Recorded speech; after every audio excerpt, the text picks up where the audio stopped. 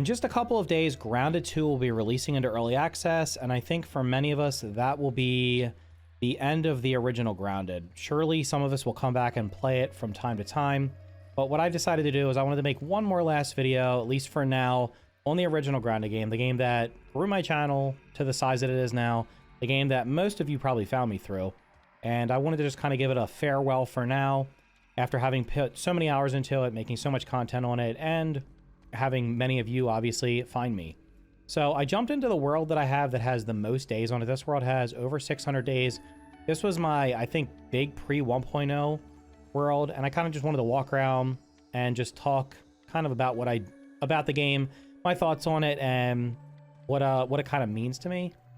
So first and foremost, I like the building in this game. Obviously, look at this cool building here. So I built this in like a little pit, where there's like a little cavern here in the upper yard. So I have this little basement down here that's kind of hidden underground, which I thought was pretty cool. And obviously we got our spinning wheels here. We got basically our little factory here, production line of all the things you need.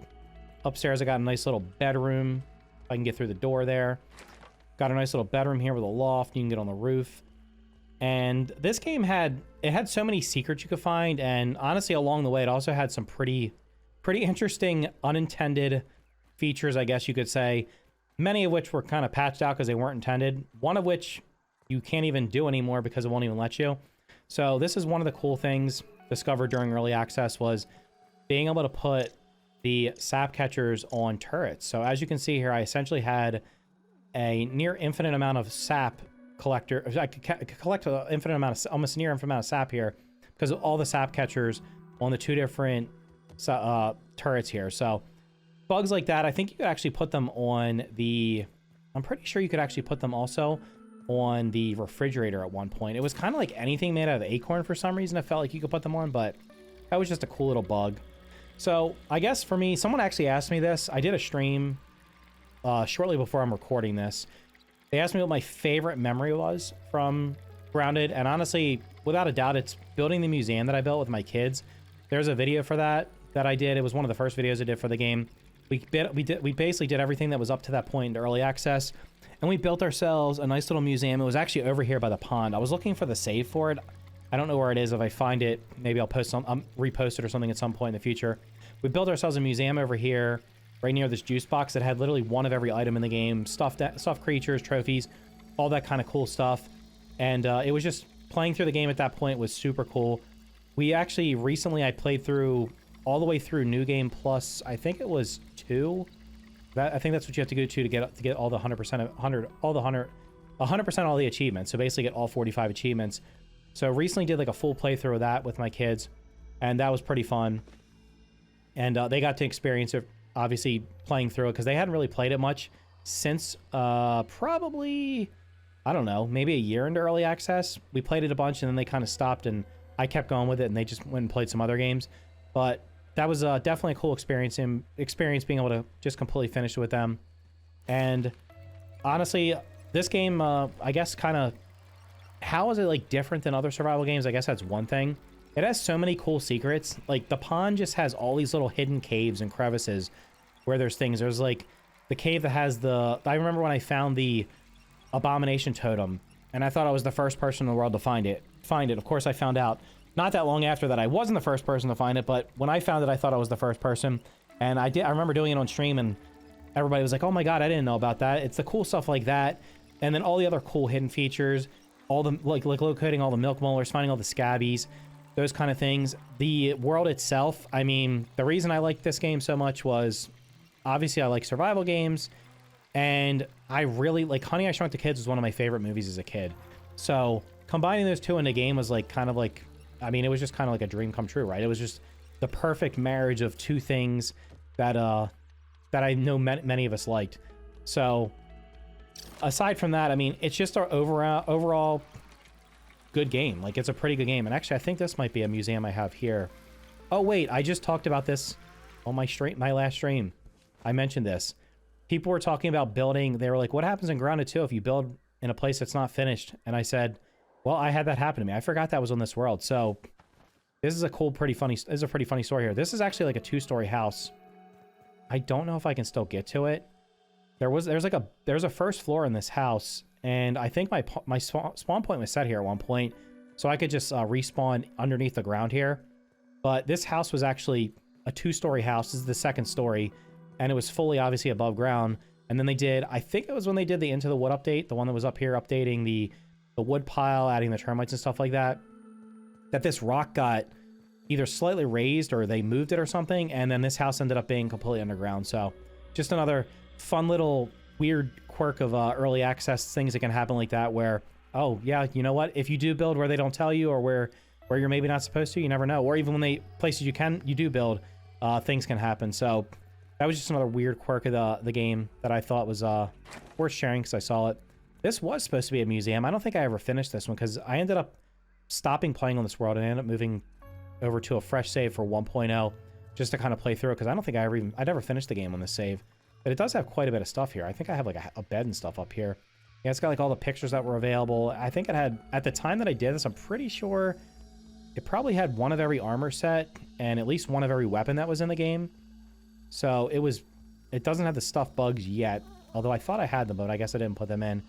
But yeah, this is kind of just like a little throwback to early access here before the game was finished. And yeah. So yeah, I mean, overall, this is just a super polished game. If you play a lot of, especially early access survival games nowadays, you'll quickly realize that a lot of them are just half-baked. They never really turn out to be what you expect them to be. Oh, I got a castle over too. I was a good look at that as well. This game, it did launch pretty bare bones. It was kind of more of a sandbox, but they updated it pretty quickly. They added a bunch of content. I played it day one. I did pretty much everything that was in it day one, and I was like, you know what? I'm just going to wait a little bit, give it some time to cook. It cooked pretty well. Came back to it about 9 months later, and then the rest is kind of history. Put a bunch of time into it. Made tons of videos, obviously. Like I said, most of you are probably here because of that. And it's just an overall, like, the finished product for it, it's a pretty solid, damn near perfect. It's not flawless, but it's one of the best survival games I've ever played. It's very close to the top. It's probably in the top, I would say in the top 3, hands down, survival games that I've ever played. And overall, just an awesome experience. And the great part about it is the fact that they're going to be making a sequel to it, or they have made a sequel to it, which you'll all be able to play in just a few days after this video releases. I've been able to play it but obviously I played it prior to recording this video, and you'll get all my thoughts on it on release day on July 29th. So make sure you're subscribed, and you can check out that video. My full review video will be up that day, and maybe some other stuff. But they have like a really good foundation here to build off of. And obviously they're going to improve upon things. They're going to take things in the first game that worked well and probably use them again, or maybe slightly modify them. Things that didn't work so well, they can either tweak them or just replace them. And overall, I'm fully expecting Grounded 2 to be even it'll probably end up in the end being a better game than the first one. In fact, I'm sure of it, because they surely have learned so much from this game and from its early access. The early access for this game was pretty damn good in terms of actual like early access games. They updated it pretty regularly. One complaint with me for a lot of early access games is really super infrequent updates or no updates at all.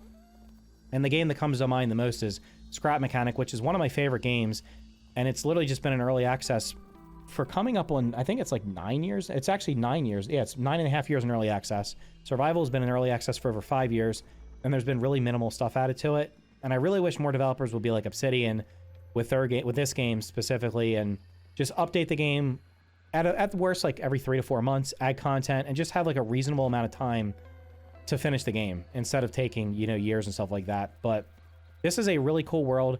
One thing I've always kind of thought about was it's kind of like struggle with which is better, procedurally generated or handcrafted. And both of them obviously have their pluses and minuses. For procedural generation, you can play the same game and get a new experience every time because the world's slightly different. But with a handcrafted world, you get just like all the little details and stuff. I mean, like the footprints here and all that kind of stuff. Everything is placed carefully. Everything's placed where they want it to be. And it gives you a more tailored experience where it might not, and they did add NG+, which would give a lot of people replayability. Not everybody, but certainly as a minimum, as a one-time playthrough, this game is like absolutely worth playing through at least one time. If you're a survival game fan, if you like Honey, I Shrunk the Kids, I mean, if you're just looking for like a good game to play, this game is absolutely worth it. And I'm just generally looking forward to the fully finished product for Grounded 2, because like I said, I think it's going to end up being better than this, which means it'll honestly probably be in my top 2.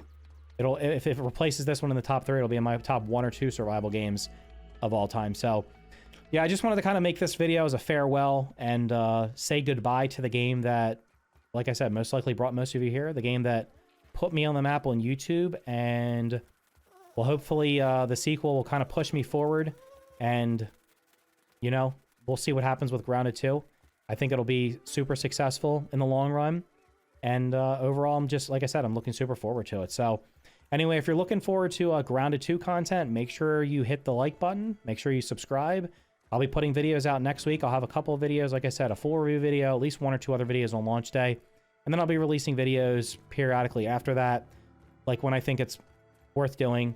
But I'm sure you're all going to be jumping into it. If you're watching this video, you're probably going to be jumping into it. So I'll definitely be looking forward to hearing your opinions on how you think the second game compares to the first game when you get your chance to dive into it. So anyway, thank you guys so much for watching any of my content up to this point, for watching any of my videos, whether it's Grounded videos, other videos. Thanks for stopping by and chatting during live streams.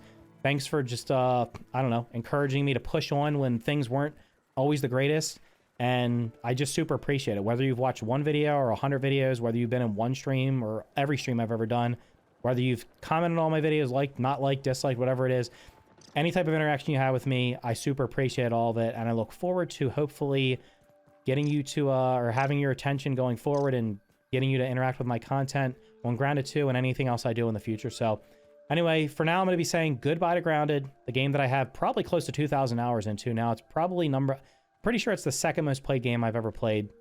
And it's like a bittersweet moment right now, but we're going to have nothing but a bright future here as we jump into the sequel, which, like I said, I fully expect to be an even better version of this game. So anyway, thank you guys so much, and I will see you in the next video.